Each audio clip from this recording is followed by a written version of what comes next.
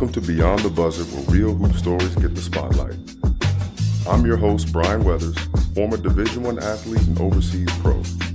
Each week, I sit down with players, coaches, and grinders who lived the game but didn't always reach the dream. From college standouts to overseas warriors, this is where we unpack the truth. Behind the journey, the highs, the lows, the heartbreak, and life after the final buzzer. He's on his way, he's about to get paid, he's on his way to Hollywood. He's on his way, he's about to get paid, he's on his way to Hollywood. Show him the way, he's about to get paid. Welcome back to Beyond the Buzzer. We are so excited to be here. This is season 2. Quick shout out to KF and JF Podcast for providing us with a platform, and you fans for tuning into the show each week to make this possible. This week's guest is very special. It's an alumni. Before I announce him and get into it, let's check out some highlights and see if you remember who it is.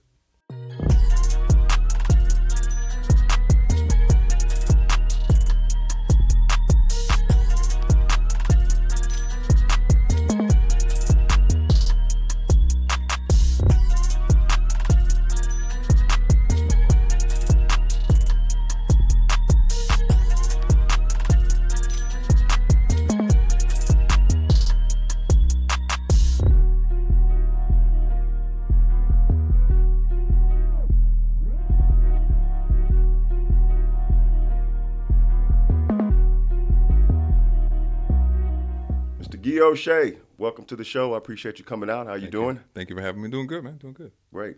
So it's a pleasure to have you, fellow Nighthawk alumni. I don't know if you guys know that I graduated from Marietta Valley. This gentleman did too, so I'm anxious to kind of hear his journey and hear his story.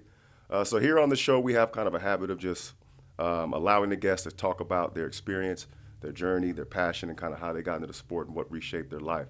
Really excited to hear about yours because you have a unique story. So if we kind of go back to the beginning, originally not from America, so I guess we could start there and kind of go through your experience and kind of what got you into basketball to begin with. Okay, yeah. So I'm originally from Cameroon, from West Africa, and I came here in 1992. My dad came here first, and then brought the family over after, and we came to San Diego, grew up there for a little bit, and then we ended up finding our way to Marietta, where Marietta Valley is. And I played soccer growing up. Yeah, it was soccer first because, in Cameroon, soccer is a big sport. We were soccer first. My dad was a huge soccer fan. And then I kind of got bored of soccer for some reason. I don't know. It just grew away from me. Picked up basketball, I think, in 8th grade. Yeah, at the end of 8th grade, I picked up a basketball, and I fell in love with it. So a little late to the game, but instantly when I picked up a ball, I knew I was like, this is what I want to do. Love it. Can you talk to me a little bit about your early childhood? Do you have any early memories of Cameroon and what that transition was? Like you were 5 when you came, right? Yeah. I don't have any memories of Cameroon. When I initially came, I went back later in life, like when I was 22, 23. Went back and stayed there for a month and got to that felt like the first time me being there. But as a child, I didn't really, didn't have any memories of it. Came here so young. But the thing about my parents is, when we were at home, it was basically Cameroon.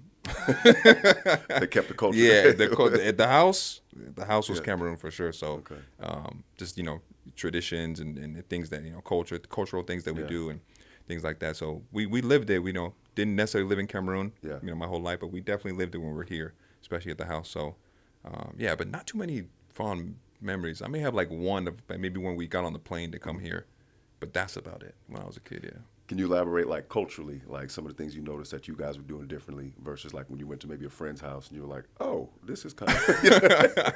Well, my parents were strict. Okay. My dad was very strict. So just that alone was just, the things that other kids could do, I wasn't really allowed to do.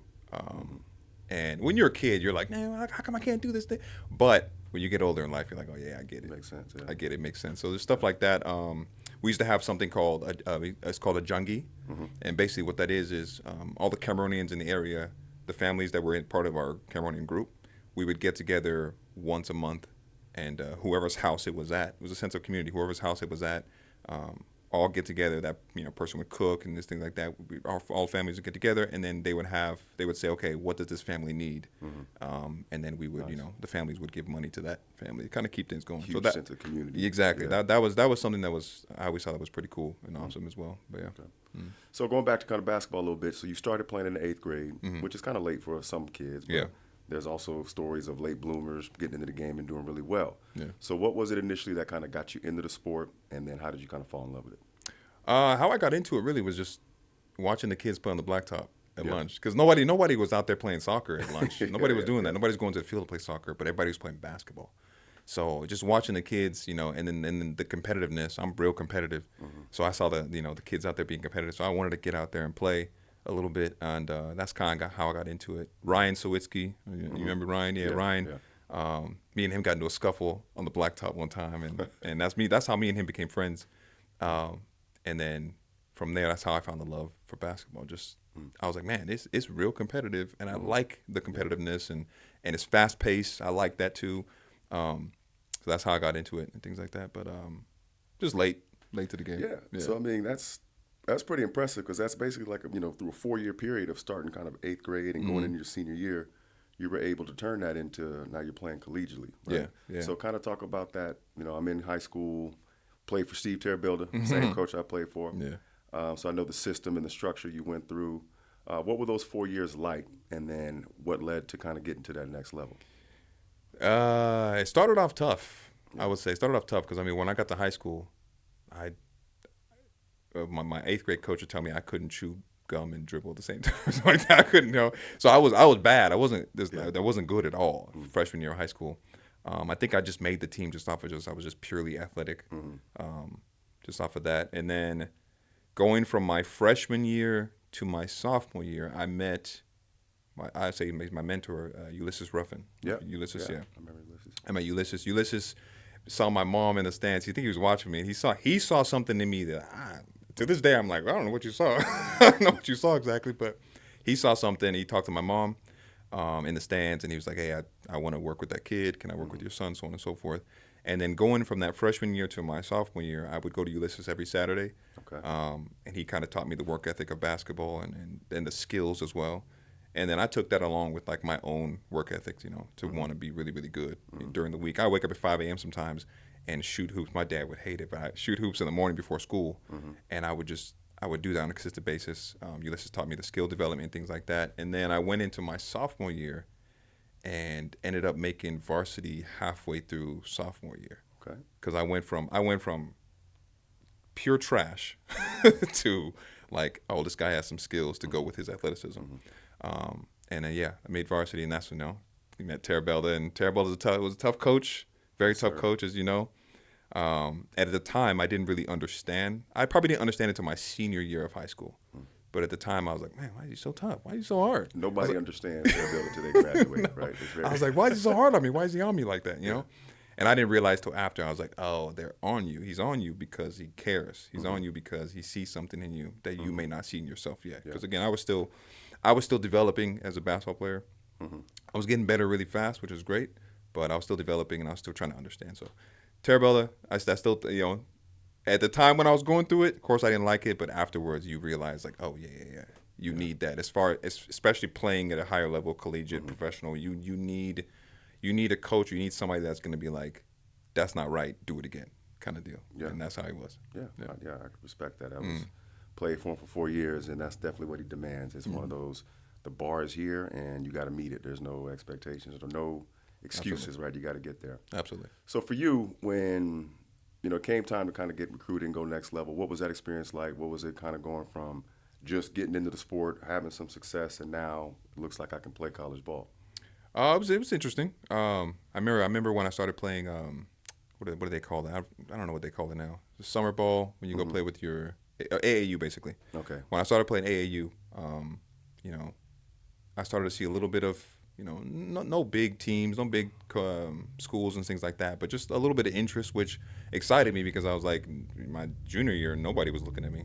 So then I got some letters, got some interest, and that was interesting, but I was like, I didn't know what to necessarily do or where to go. The one thing I knew, I was like, I wanted my school paid for, right? Because my parents put up a lot of money, as we all know. AAU money, It's a lot. it's a lot. So my parents put up a lot of money and things like that. For me, I was like, I want to be able to, in a sense, that's like a sense of giving back. To be like, all right, if my parents don't have to pay for my school, great. I wanted that.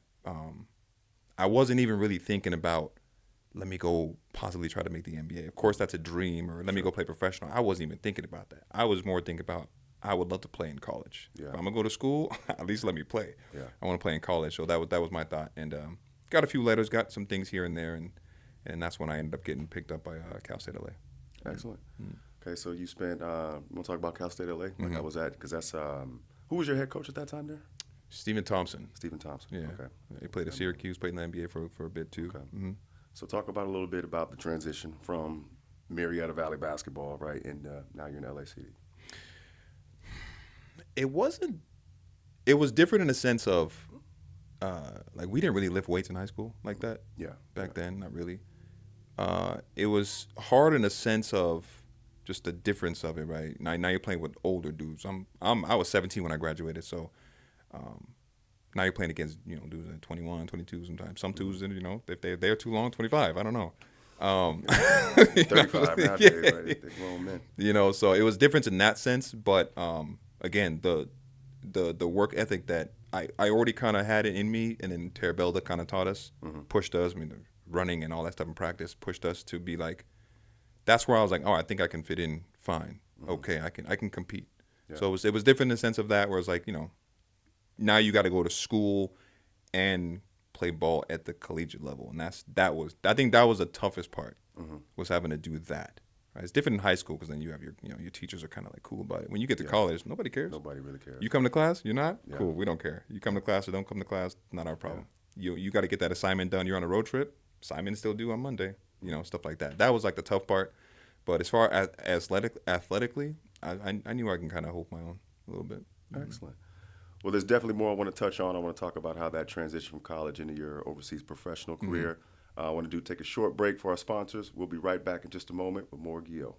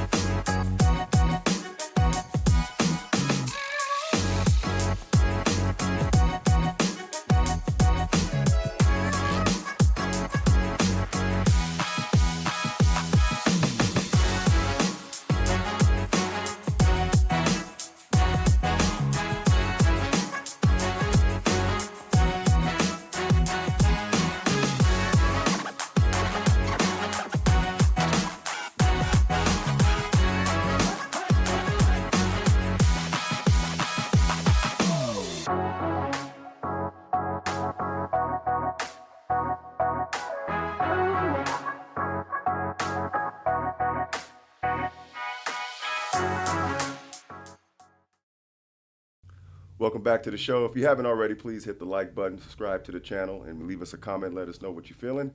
Back to Mr. GIYOH. So playing professionally is a blessing in itself, whether it's the NBA, whatever level you can. Absolutely. So you had a pretty good career. I remember watching you, it was in South America, and watching some of your highlights, I was thinking, like, he's got a legitimate chance, I feel, to play in the NBA. Like, I thought your growth accelerated so far from, like, high school to watching you turn into a pro, and then your skill development. I'm like, this dude has, he's got all the skills of a two guard that you need to go to the next level. Yeah. Right. So talk about like what that was like, and even how it kind of got, into your brain, because I know the initial goal was just to get to college. How did that transform into like, I can make money doing this? Well, I mean, after college, I remember the call I got from one of my friends, because I think I was just working at a restaurant one day. I was working at Lowry's restaurant. So I was a server, and one of my friends from college, he called me. He's like, "Hey, Gio, are you still gonna play?" Da da da. I was like, "I don't know." Like I was like, "I don't know." I knew I could play. I knew I was good, but I didn't know the process of like what's the process of how to get into it. I didn't know anybody that had really done it per se, so I didn't know. So I remember he called me and he was like, "There's a tryout. You should go." Da da da. And I was like, "I don't know." He's like, "But you got to pay $500 to enter the thing." You're like, oh, there it is. And I was like, 500, but I only got 200 in my account.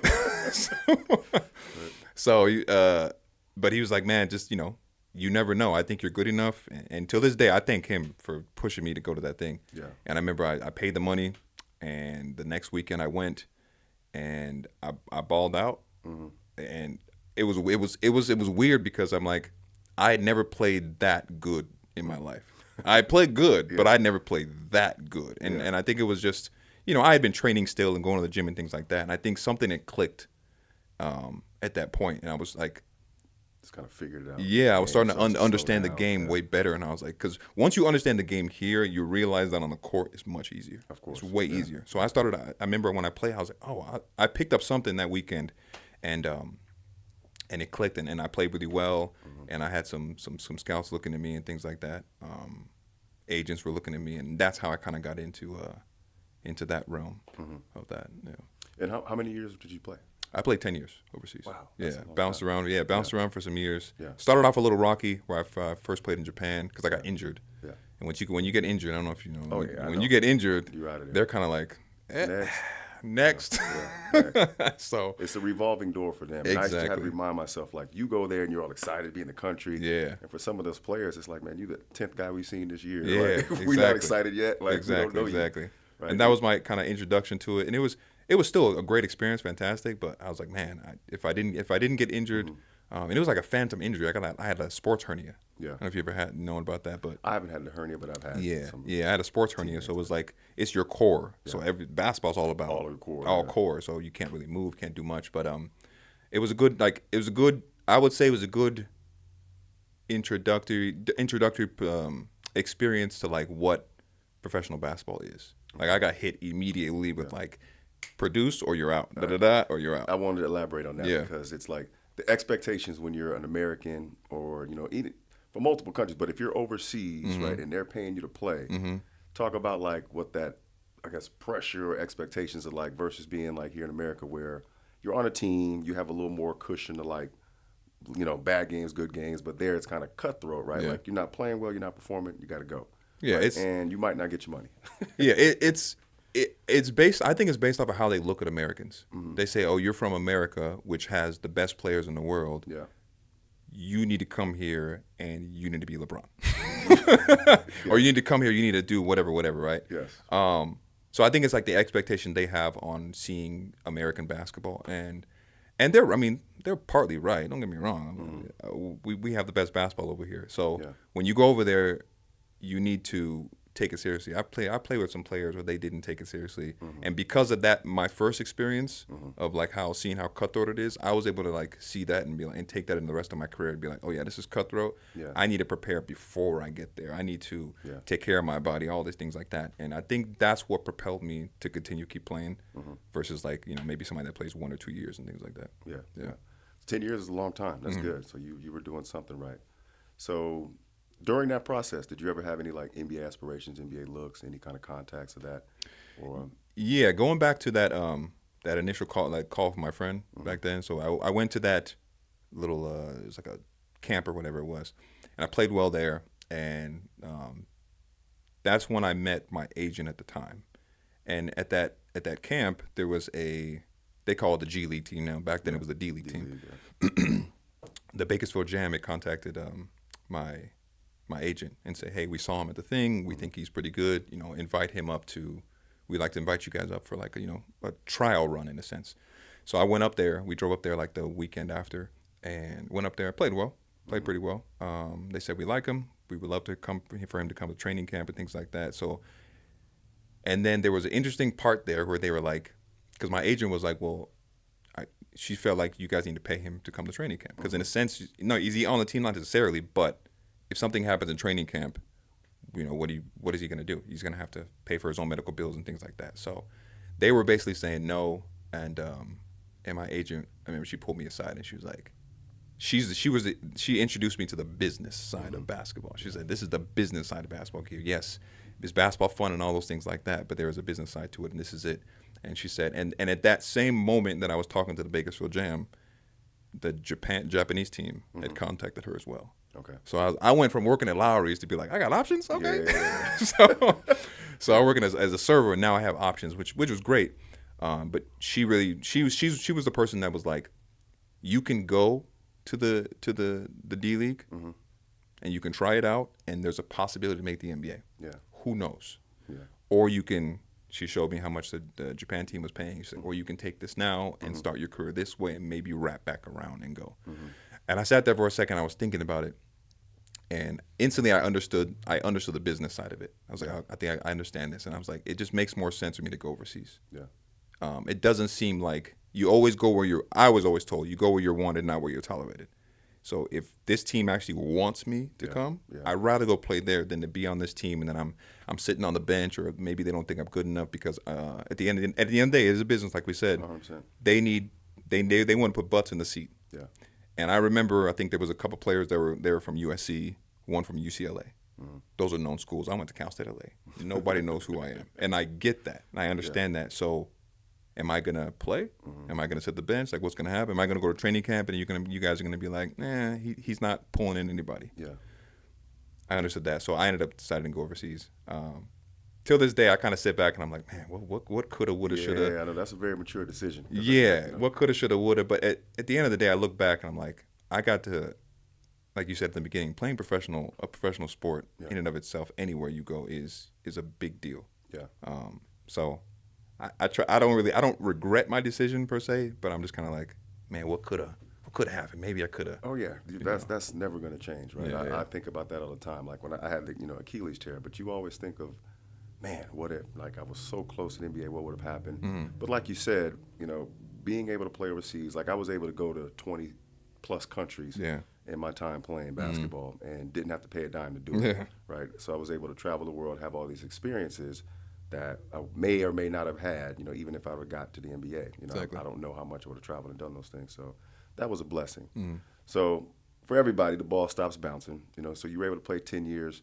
Did you know what you wanted to do right when you finished? 'Cause Nope. I 100% did not. I had no idea what I wanted to do. Stay close to the game, but you're in a pretty interesting lane now. So they talk about like when the ball stopped, and you're a content creator now, right? And there's a few steps along the way. So once you stopped playing, what was kind of like your transition period? Well, I mean, actually, before I stopped playing, I did have an understanding of this is not gonna last forever, and I gotta do something else. But I didn't know what I wanted to do outside of basketball. Yeah. So I told myself, I was like, if I'm gonna do something, why not just keep it in basketball? Like I'm able to build a lot of experience, a lot of knowledge by playing basketball. So like, why not now? I always think of coaching or training or something like that. So I ended up opening a gym, a training facility in Temecula. Yep. And that was 2017. That was before I was still playing, but I was like, let me open this up and kind of do something here in the off season to see how it goes. And it was going pretty good, So I understood that, and then I got a call to go play overseas, and then I was like, oh shoot, what do I do? Because I have this gym. So I ended up getting some guys to take over while I was overseas for a little bit. But yeah, and then I went overseas and played, and then came back, and then I think the pandemic hit, something like that. COVID is what really made me retire. If I'm gonna keep it honest, because it was 2 years. I remember I was in Colombia, and at the end of Colombia, I think is when COVID happened. So everybody had to come home, and I knew some players, some friends that they were overseas and they got stuck out there, and so I ended up coming home, and in those 2 years, I wasn't really training still. I was here and there, whatever the case may be, and I knew I was like. I started to think to myself, like, what am I going to do? Because in these 2 years, I got engaged. I'm like, I got to start a family. I don't have any. I don't have a house here. I don't have an apartment here. I don't have anything here. I've just been overseas for so long. I don't have anything here. So to my sense, I was like, all right, I need to start building something here in America. So that's what really was like, all right, I think I'm done. And then that's how I got into content creation, kind of by accident. Like, I just started making videos during the pandemic, and they blew up, and that's where I'm at now. But yeah, that's And they're entertaining, by the way. Yeah, Like, they're appreciate it. super funny. Appreciate My it. favorite by far is why Well, why the whites wonder. yeah, That's pretty yeah. good. Okay, so like, and I mean, you're successful, so it's interesting to be like, I'm sure you had no clue that it would evolve to what it's evolved to. No, not at all. And I looked the other day, and you're doing infomercials. Shout out, I bought 2 pillows because of this guy. Okay, but when you see that, you can't help but applaud it, because I remember being in that same seat and not knowing what I was going to do. And similar to you, I got into training right after I was done. I started doing camps, clinics, then my own travel leagues, and that evolved to got into teaching, and then here I am, years later, I'm athletic director. And if you would have told me, 10 plus years ago that this is the seat you would be sitting in, I'd tell you you're crazy. I just didn't know. I was so attached to basketball. That was like my identity, right? So for you to be in this new lane now, I find fascinating, and, and I respect that. So it's, where do you see it going? You know what I mean? How far do you want to take it? And is it kind of, does it give you the same, I guess, passion or intensity or competitiveness that like basketball did? I don't think anything will ever mimic Yeah. basketball, right? The love you have for the game, the experiences you had. I mean, playing in front of 15, 20,000 people, and people are everybody, there's nothing that'll ever mimic that. Yeah. And I think, like, mentally you have to, like, understand, like, that's not coming back, brother. Yeah, You gotta move on. It is Right. Isn't it sad? Yeah, it's you get to that point. But I think that and this topic you're talking about, as far as like what do we do after, is something it was a very, to me, it's like a very serious topic, in the sense of a lot of athletes go through that and things like that. So where do I think this is gonna go? I have no idea, but I'm enjoying the journey, because I've understood that what I've learned in basketball, and being like an athlete, a professional athlete as well, I've learned, I was like, all the values and the traits and all those things that professional athletes have kind of ties into business, if you think about it. If you really think about it that way. If you kind of tie it together, an athlete is like a perfect business person. So I think I've realized that aspect, and I'm taking all those things that I learned from there. I can't play at that high level no more, and I'm fine with it. But I'm gonna take all those things that I learned, and I'm gonna take it into this new realm. And there's no way that I can't win. That's how I think about it. There's no way. It's impossible if I just work hard at it. So I think that's an important point to touch out. So, and is there anything you would kind of elaborate to these kids as they're kind of going through the same journey you're going through? What message would you have for them, right, in terms of, playing a sport, really not knowing what you're doing, what it entails to be great at it, and what your mindset should be while you're doing it in preparation for when you're done? The number one thing I'll say to start, and then I'll kind of backtrack from there, is I know there's this saying that ball is life. I promise you it's not. Like, I know we think it is, and we're in the realm of ball. Ball isn't life. Ball is a part of life that you should use as a means to an end, possibly, or something like that. But if you make ball your identity, and it's just, you will get to a point where you'll say, who am I? What do I do? And things like that. So that's one advice I'd give somebody that wants to do that. Now, don't get me wrong. That's not to say don't obsess yourself with the sport, because you can only be good at something by obsessing yourself with it, is what I've learned. Working hard, and not, working hard when the lights are off, not needing someone to praise you as far as like your work ethic and what you want. Know what you want, go after it, and then just work hard. There's no, like, even when I was training kids, I was like, there's no fairy dust. There's no fairy dust to give you. You either get into the gym and you work hard, or you don't. Like, talent can only take you so far. You'll get to a point where everybody can jump high, everybody can run fast, everybody can shoot. What separates you from there, right? And so just staying in the gym, working hard, and then developing over the years. If I didn't continue to develop over the years, I don't think I would have played 10 years. Yeah. I think I would have probably got to like maybe 2 or 3 and then been done. But I continued to develop myself, even going from like a shooting guard and turning myself into a point guard, where I was like, I'm 6'4". I can see over the top of these players. I'd rather be a point guard than a shooting guard. I can still get my shots off as point guards now, but I know I can extend my career by turning into that. Yeah. Because shooting guards are 6'8", 6'9". I'm 6'4". I understand. I'm not dumb. Yeah. But I can still play. So yeah, to the kids, to the youth, ball is in life. It's a part of life. But when you're on that journey, definitely work hard at it, love it, and then just know in your mind that it's going to end one day. So don't leave anything on the table if you can, and prepare for what comes after. And I think as these conversations are good, like me and you and other players that are having these conversations. I mean, even guys in the NBA go through the same thing. They may not talk about it so openly or whatever, but they go through the same thing. When you're done with ball or any kind of professional sport like that, you're going to have a moment of what do I do next? And I think it's good to prepare prior to that. Yeah, and like you said, there's really no high that can compare to, you know, playing in those arenas, playing a professional sport, and all of a sudden it's just done, right? Like you said, you have to remind yourself. I remember early on, it was like, man, like, it's done. Like, I'm not playing any games. There's no more fans. There's no more autographs to sign, right? So it is like a transition period of what do I do next? And I think you made a great point of, like, ball is not life, right? And it is a huge part of it. But once you move on from it, like, I'm going to spend far more time off the court than I did on the court. Yeah. And you just I never even factored that, you know, when you're playing as a kid. You just wanted to be in the NBA. Yeah. I'm going to retire, 40 years old. I'll never have to work again, right? Had a plan, right? So, man, I want to thank you for coming on the show. You've been a really good guest and giving a lot of good insight to our audience. Please, audience, again, thank you for coming out. I want to make sure you leave comments. Let us know what you're thinking, how you feel about it. If you haven't already, please hit the subscribe button and like. Thank you for coming out. We'll see you guys next week on Beyond the Buzzer.